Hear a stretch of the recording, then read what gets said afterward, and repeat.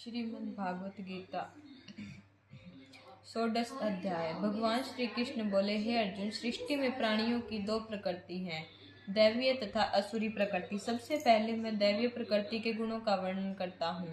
जो प्राणी भय रहित निर्मल अंतःकरण वाला, तत्व ज्ञान हेतु ध्यान योग में निरंतर दृढ़ प्रतिज्ञ, दानशील, इंद्रिय निग्रही, भगवान, देवता, गुरुजनों की पूजा और अग्निहोत्र कर्म करने वाला, वेद शास्त्र का पठन पाठन और भगवान के नाश गुणों का कीर्तन करने वाला, सर्व धर्म से विचलित न होने वाला, अहिंसक, सत्यभाषी, मित भोजी, किसी को कष्ट न देने वाला अथवा उपकार करने वाला पर भी क्रोध न करने वाला, कर्म भाव से पृथक स्थिर मन स्थिति वाला, अनिंदक, दयालु, इंद्रियों के विषयों के साथ संयोग होने पर भी उनमें आसक्ति न रखने वाला, शास्त्रों विरुद्ध आचरण में लज्जा अनुभव करने वाला, तेजस्वी, क्षमाशील, धैर्यवान, मन व शरीर में शुद्ध द्वेष भाव से रहित, अहंकार न करने वाला है। वह दैवीय संपदा को लेकर उत्पन्न हुए लक्षणों से युक्त है। हे पार्थ, उपरोक्त लक्षणों को विपरीत दंभ, घमंड, अभिमान, क्रोध, कठोरता, अज्ञान से पूर्ण जो प्राणी आसुरी संपदा को लेकर उत्पन्न हुए लक्षणों से युक्त होता है, वह आसुरी प्रकृति वाला कहलाता है। हे अर्जुन, दैवीय संपदा भव सागर से मुक्ति के लिए, आसुरी संपदा बंधन के लिए मानी गई है। अतः तुम शोक मत करो, क्योंकि तुम दैवीय संपदा को लेकर उत्पन्न हुए हो। हे पार्थ, श्लोक में प्राणियों का सृजन केवल दैवीय और असुरी प्रकृति को लेकर ही हुआ है। इनमें दैवीय प्रकृति का विस्तार तो तुमने सुन ही लिया, असुरी प्रकृति वाले प्राणियों का लक्षण भी विस्तार पूर्वक सुनो। असुरी प्रकृति वाले प्राणी को प्रवृत्ति और निवृत्ति का ज्ञान नहीं होता, अतः उनमें न तो मन शरीर की सुचिता है, न श्रेष्ठ आचरण और न ही सत्य भाषण है। असुरी प्रकृति वाले प्राणियों का मानना है कि यह जगत आश्रयहीन, सर्वथा असत्य और बिना ईश्वर की कृपा के केवल स्त्री पुरुष के संयोग से उत्पन्न हुआ है। इसलिए केवल काम ही सृष्टि के सृजन का कारण है, इसके अतिरिक्त और कुछ भी नहीं।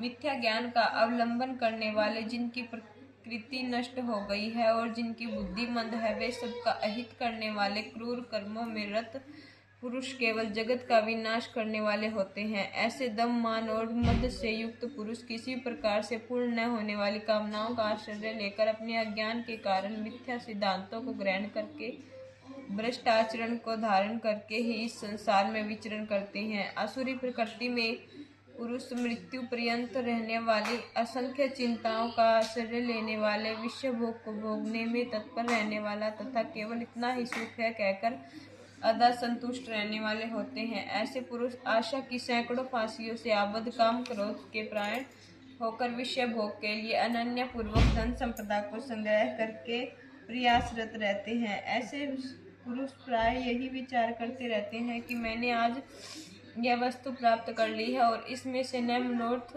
को भी पा लूंगा। मेरे पास अब इतनी ही धन संपत्ति है, फिर इतनी हो जाएगी।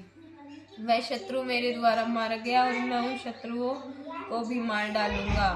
मैं ही ईश्वर हूँ, मैं ऐश्वर्य का भोग करने वाला हूँ, मैं सभी इंद्रियों से युक्त, बलवान और सुखी हूँ, मैं बड़ा धनी और परिवार वाला हूँ, मेरे समान अन्य कोई नहीं है। मैं यज्ञ और दान करूंगा और आमोद प्रमोद करूंगा। इस प्रकार अज्ञान में फंसे हुए तथा अनेक प्रकार के भ्रमित चित्त वाले, मोह रूपी जाल से जकड़े हुए तथा विषय भोगों से अत्यंत आसक्त आसुरी प्रकृति के पुरुष भयंकर नरक में गिरने वाले होते हैं। आसुरी प्रकृति के स्वयं को श्रेष्ठ मानने वाला घमंडी पुरुष धन, मान और मद के युक्त होकर केवल नाम मात्र के यज्ञों द्वारा पाखंड से, शास्त्र विधि से रहित होकर यज्ञ करते हैं। ऐसे अहंकार, बल, घमंड, कामना, क्रोध के प्राण तथा पर निंदा करने वाले पुरुष अपने और दूसरों के शरीर में स्थित मुझे अंतर्यामी भी द्वेष करते हैं। आसुरी प्रकृति के ऐसे द्वेष करने वाले पापाचारी और क्रूर कर्मी नरधामों में मैं बार बार आसुरी योनियों में डालता हूँ। वे मूढ़पति मुझे प्राप्त न होकर जन्म दर जन्म आसुरी योनियों को ही प्राप्त होते हैं तथा फिर उनमें अत्यंत नीच गति को प्राप्त होते हैं, अर्थात घोर नरक का शिकार होते हैं। अर्जुन, काम, क्रोध, लोभ, ये 3 प्रकार के नरक के द्वार हैं। ये आत्मा का नाश करने वाले अर्थात उसे अधोगति की ओर ले जाने वाले होते हैं। अतः इन तीनों का त्याग कर देना चाहिए। इन तीनों नरकों में मुक्त पुरुष ही अपने कल्याण का आचरण करता है तथा परम गति को प्राप्त करता है। जो पुरुष शास्त्रों द्वारा बताई गई विधि के विपरीत अपनी इच्छा अनुसार आचरण करता है वह न तो सिद्धि को और न ही सुख तथा न ही परम गति को प्राप्त होता है। अतएव हे अर्जुन, तुम तो कर्तव्य अकर्तव्य की व्यवस्था में शास्त्रानुकूल आचरण करो, क्योंकि शास्त्रों में वर्णित कर्म ही करने योग्य है। इति श्रीमद् भागवत गीता रूपी उपनिषद एवं ब्रह्म विद्या योग तथा शास्त्र विषयक श्री कृष्ण और अर्जुन के संवाद में देवासुर संपद विभाग योग नामक 16वां अध्याय संपूर्ण। 16 अध्याय का महात्म्य। हे भगवान नीलकंठ, पार्वती बोली, श्री गीता जी के 16वें अध्याय का महात्म्य क्या है? देवी श्री महादेव जी बोले, जो प्राणी श्री गीता जी के 16वें अध्याय का नित्य प्रतिदिन पाठ करता है उसे किसी भी प्रकार हिंसक और भयंकर प्राणियों से भय नहीं रहता और अंततः मृत्यु के पश्चात वह परम पद को प्राप्त करता है। तो क्या इस अध्याय के महात्म्य को प्रकट करने वाला कोई भी नहीं है? भगवान अवश्य सुनो, मैं तुम्हें सुनाता हूँ। गुजरात में सौराष्ट्र नामक नगर में खड्डक बाहु नाम का एक राजा राज्य करता था। उसका अरिमर्दन नाम का एक हाथी अत्यंत मस्त तथा उपद्रवी था। एक दिन अरिमर्दन ने अपना उपद्रव मचाया कि वह किसी के वश में न आया। उस पर खूब अंकुश और भालों से प्रहार किए गए, किंतु वह उन प्रहारों से और भी उपद्रव मचाने लगा। पूरे नगर में कोहराम मच गया। उसी समय नगर के बाहर स्थित एक तालाब में स्नान करके एक महात्मा नगर में आ रहे थे। जिस मार्ग से महात्मा नगर में प्रवेश कर रहे थे उसी मार्ग पर हाथी का उपद्रव मचा हुआ था। महात्मा को उस मार्ग पर आगे बढ़ते हुए देखकर लोगों ने उन्हें आगे न जाने के लिए बहुत समझाया कि मार्ग पर हाथी ने कोहराम मचा दिया है, किंतु महात्मा पर किसी के समझाने का कोई प्रभाव न पड़ा। वे निर्भय होकर अपने मार्ग पर आगे बढ़ते ही गए। जब महात्मा हाथी के निकट पहुंचे तो लोगों ने आश्चर्य से देखा कि जो हाथी उपद्रव मचा रहा था उसने अपने सामने आने वाले लोगों को कुचल डालता था, वही हाथी अब महात्मा के आगे एकदम शांत हो गया था। यही नहीं बल्कि वह सूंड बढ़ा बढ़ाकर महात्मा जी के चरणों की धूल अपने मस्तक पर डाल रहा था। तब महात्मा जी ने अपने कमंडल के अभिमंत्रित जल पर मदमस्त हाथी के ऊपर डाला तो वह हाथी तुरंत गज योनि से मुक्त होकर भगवान श्री विष्णु जी के परम धाम को प्रस्थान कर गया।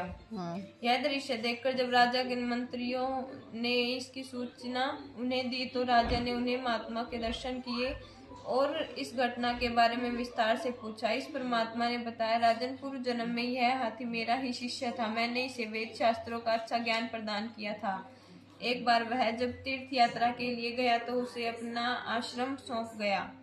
तीर्थ यात्रा से लौटने पर जब मैं पुनः आश्रम में आया तो मैंने देखा कि यह अपने बहुत से शिष्यों से घिरा बैठा था।